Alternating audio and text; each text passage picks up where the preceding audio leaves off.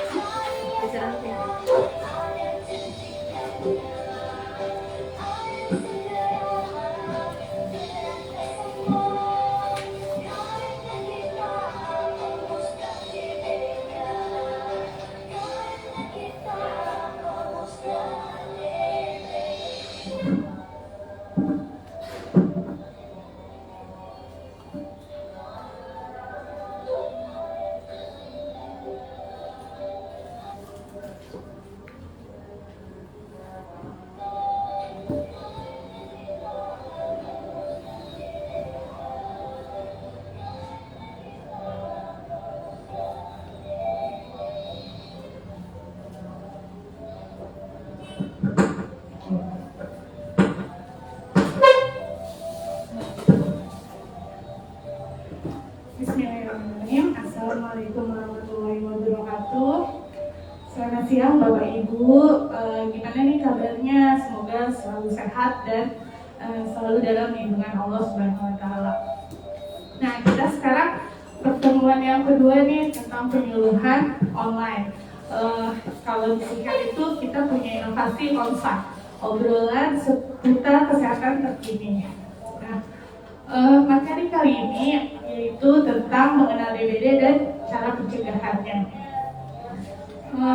Baik, sebelum kita mulai, perkenalkan dulu, nama saya Ika Nurhayati sebagai pembawa acara di sini. Di sebelah saya sudah ada Ibu Dwi Meya selaku pemegang program demam berdarah. Nah, baik, langsung aja kali ya Bu ya untuk mempersingkat waktu, karena kalau untuk laki-laki sebentar lagi sholat Jumat. Ya, langsung saja Bu. Ya, terima kasih Mbak Ika. Kalau misalkan tentang DBD nih ya, kalau di luar sana kan banyaknya tahunya tentang demam berdarah itu disebabkan oleh nyamuk. Betul nggak sih Bu? Betul. Ya, kira-kira mungkin bisa dijelasin lebih rinci DBD itu apa sih? Jadi DBD itu demam berdarah dengue yang ditularkan atau disebabkan oleh gigitan nyamuk Aedes aegypti. Ya, terus kira-kira ada gejalanya nggak? Gejala yang paling kelihatan gitu, gejalanya apa aja? Gejalanya itu seperti demam, Ruam merah, nyeri otot. atau sendi. Pada kasus yang parah bisa terjadi pendarahan hebat dan shock yang dapat mengancam nyawa sendiri. Oh gitu. Nah, kalau misalkan sebenarnya tuh DBD itu disebabkan oleh virus atau bakteri? DBD itu sendiri disebabkan oleh virus Aedes.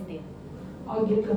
Nah, kira-kira kita mencegahnya gimana tuh biar kita nggak terkena DBD? Cara mencegahnya itu bisa 3M+, yaitu M yang pertama itu menguras, membersihkan tempat atau wabah penampungan air seperti ember, bak mandi atau tempat air minum. Yang M keduanya itu menutup, tidak membiarkan terbuka tempat-tempat penampungan air seperti kendi, toren air, dan drum. Yang ketiga itu memanfaatkan kembali, menggunakan kembali barang-barang yang berpotensi menjadi tempat berkembang biaknya nyamuk. Terus yang plusnya itu kalian bisa menggunakan obat oles mencegah gigitan nyamuk. Bisa menggunakan juga kelambu di tempat tidur, bisa menanam tanaman pengusir nyamuk seperti lavender, terus bisa mengubah kebiasaan burung kita menggantung pakaian di dalam rumah yang dapat menjadi tempat berkembang biaknya nyamuk. Nah, gitu. Ya di sini ada nggak pakai mic juga jelas kok, berarti jelas Bu. Mungkin biar lebih jelas aja ya pakai mic. Nah, terus itu kan cara pencegahannya. Yang kita sering dengar itu fogging ya Bu ya. Fogging di masyarakat. Kalau misalkan ada yang kena DBD langsung di fogging gitu. Atau foggingnya kalau nggak dapat dari puskesmas atau dari dinkes, fogging swadaya sendiri gitu dong. Sebenarnya fogging itu efektif nggak untuk memberantas si nyamuk DBD ini? Perlu Anda ketahui bahwa fogging dipercaya sebagai upaya penanggulangan saat terjadi kasus KLB saja. KLB itu adalah kejadian luar biasa atau wabah penyakit DBD yang di suatu daerah, yaitu ketika populasi nyamuk dewasa sedang tinggi. Terus fogging dengan cepat menurunkan populasi nyamuk tersebut. Tetapi pemberantasan nyamuk dewasa yang dilakukan lewat fogging ini tidak cukup efektif dilakukan sebagai upaya pencegahan DBD secara keseluruhan karena nyamuk tetap menyisakan telur atau larvanya. Gitu. Jadi selain itu, fogging juga tidak dianjurkan untuk dilakukan secara rutin karena dapat menyebabkan nyamuk menjadi resisten terhadap inseksidanya sehingga pengasapan yang dilakukan akhirnya sia-sia. Nah, jadi Besti gitu ya, fogging itu sebenarnya harus ada syarat-syaratnya ya. Kira-kira tuh syaratnya itu apa aja tuh? Syaratnya itu yang pertama itu daerah tersebut sudah terdiagnosa adanya pengidap demam berdarah atau kejadian kasus luar biasa KRB ya, atau minimal ada 3 orang pengidap atau lebih di lingkungan sekitar rumah dalam radius 100 meter. Jadi jika sudah memenuhi kriteria tersebut, fogging bisa langsung dilakukan sebaik-baiknya waktu pukul jam 8 sampai jam 11 atau pukul jam 16 sampai jam 17. Alasannya adalah nyamuk tersebut aktif pada waktu tersebut. Jadi nyamuk Aedes aegypti ini aktifnya di pagi sama sore hari nih Besti. Jadi kalau misalkan maupun fogging ya Bu Widya, kalau misalkan fogging mandiri misalkan ya, itu pagi dan siang hari, tapi itu dia ada syaratnya, nggak langsung fogging karena yang saya tahu ya Bu Widya, kalau fogging itu kan beracun ya, sekarang tuh lebih banyak racunnya apa gimana gitu tuh Bu? Karena fogging itu cuma bisa memberantas nyamuk dewasa saja gitu, tidak bisa memberantas si larvanya atau si jentik nyamuk tersebutnya. Jadi tadi ya hanya membunuh nyamuk dewasa. Kalau jentik-jentiknya nyamuk itu dengan cara PSM itu ya Bu ya, dengan PSM atau 3M+. Nah Bu, kalau misalkan nih warga kita nih, warga Kelurahan Bencongan ada yang terkena DBD gitu ya Bu ya, itu kita lapornya gimana tuh Bu? Harus bawa-bawa syaratnya? Ada syaratnya atau gimana? Syaratnya biasanya kalau misalkan dia keluar dari rumah sakit itu atau habis dirawat, ada surat keterangan dari dokter bahwa pasiennya itu telah terdiagnosa DBD. Paling nanti bawa surat itu atau hasil lab yang menyatakan bahwa si pasiennya itu terdiagnosa DBD. Nanti kita lakukan PE atau kunjungan rumah kayak gitu. Oh gitu. Jadi kalau misalkan ada yang terkena di satu wilayah nih ya Bu ya, kita lapor dengan membawa surat keterangan dari rumah sakit. Nah setelah itu nanti dari pihak kami, dari pihak puskesmas ya Bu ya, yang akan datang kunjungan ke rumahnya. Itu biasanya ngapain tuh Bu? Pemeriksaan jentik biasanya. Pemeriksaan jentik ya Besti. Jadi kalau misalkan kita kunjungan rumah itu diperiksa tuh jentik nyamuknya. Jadi lebih baik kita cegah dengan melakukan 3M+ itu. Nah mungkin itu ada lagi yang ingin ditambahkan Bu tentang DBD? Jadi kesimpulannya aja ya, kesimpulannya aja. Jadi inti fogging bukan pencegahan, Fogging bukan merupakan cara mencegah perkembangbiakan nyamuk DBD yang ada di sekitar kita. Cara utama dan penting untuk mencegah nyamuk DBD yaitu dengan melakukan PSN 3M plus tadi yang sudah saya jelaskan.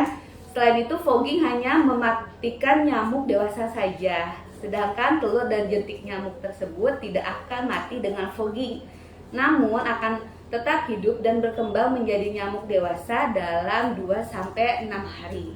Gitu. Gitu. Jadi walaupun disemprot misalkan jentiknya masih ada, dia 2 hari sampai 6 hari ke depan dia bisa berkembang menjadi nyamuk dewasa. Gitu. Nah, baik, mungkin itu kesimpulannya. Nah, bagi besti-besti Kelurahan Bencongan yang ingin tanya, boleh silakan langsung komen di Instagram ya, jika ada yang ingin ditanyakan.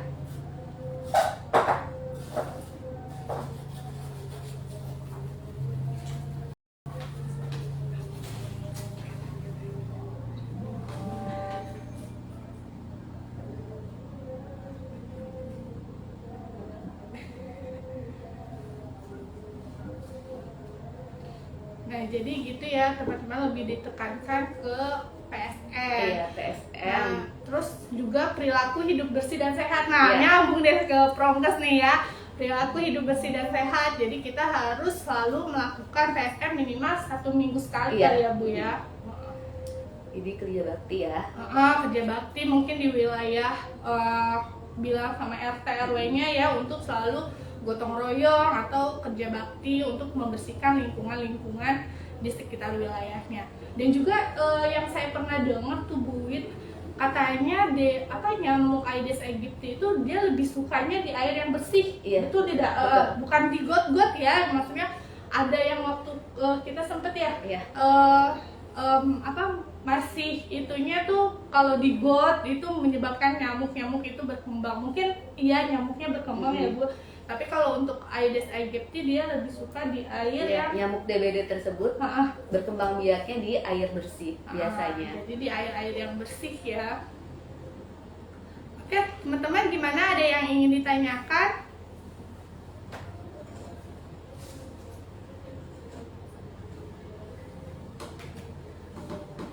Nah, ini ada pertanyaan nih dari Mbak Lia. Mau tanya, apa masih berlaku untuk penggunaan abate dalam pencegahan nyamuk di kolam kamar mandi? Itu gimana tuh Bu Wir? Sebenarnya sih nggak terlalu dianjurkan ya untuk penggunaan abate. Kita lebih menganjurkan 3M plus-nya aja atau PSN-nya aja sih kayak gitu. Sebenarnya sekarang tuh kita masih dapet dari dinas nggak untuk abate? Soalnya kemarin sempat ya dari pas kunjungan ke Posyandu waktu penyuluhan Bian, ada yang nanya boleh nggak abate tuh beli mandiri gitu. Sebenarnya kita tetap tidak menganjurkan fogging atau abate itu kalau misalkan ya tidak sesuai dengan kriterianya tersebut, itu yang tadi kita sudah jelaskan. Jadi lebih menganjurkan ke PSN atau 3M plus-nya saja sih Mbak Ika. Oh gitu. Jadi yang paling utama itu PSN 3M plus ya. Tadi apa aja tuh Bu Wir? 3M-nya? Iya, 3M-nya itu itu apa aja? menguras, menutup, dan memanfaatkan kembali kayak gitu. Dan plusnya itu menggunakan obat nyamuk untuk mencegah gigitan nyamuk, menggunakan kelambu pada saat tidur, menanam tanaman pengusir nyamuk seperti lavender, dan mengubah kebiasaan menggantung pakaian. Nah, gantung-gantung pakaian tuh teman-teman ya dikurangin. Sebenarnya plusnya juga bisa melakukan kerja bakti kayak gitu. Kalau misalkan tanaman tuh sebenarnya selain lavender tuh ada serai ya? Iya, ada geranium. Oh, geranium. Kalau serai juga bisa ya. Nah, seperti itu teman-teman. Ada lagi nggak yang ingin ditanyakan? Boleh langsung aja ya komen di Instagram kita.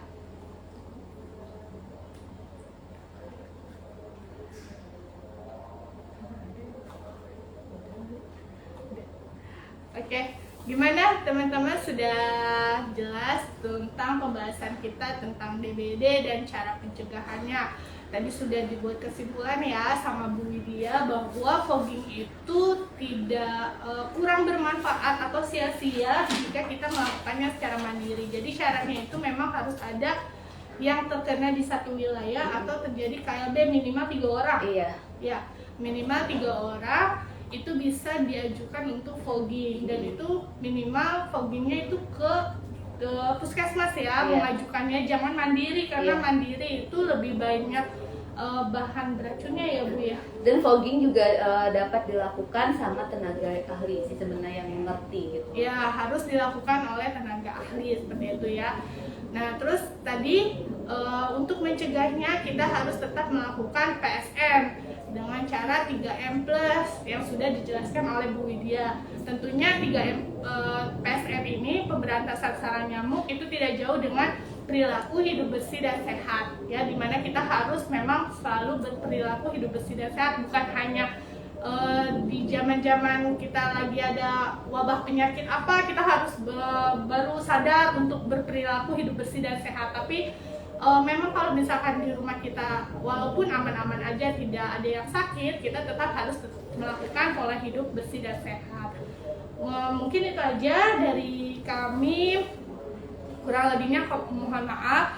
Dan kami tidak lupa-lupa nih mengingatkan kepada teman-teman Kelurahan Bencongan untuk tetap menerapkan protokol kesehatan 6M ya, yaitu tetap memakai masker dan rajin mencuci tangan, rajin mencuci tangan, lalu vaksin yang belum vaksin ya, dan menjauhi kerumunan kalau memang tidak ada keperluan itu, dan menjaga jarak serta mengurangi mobilitas ya. Mungkin itu aja dari kami, karena patuh tidak bisa sendiri, harus bersama-sama saling menjaga satu sama lainnya. Baik, terima kasih dari kami. Assalamualaikum warahmatullahi wabarakatuh.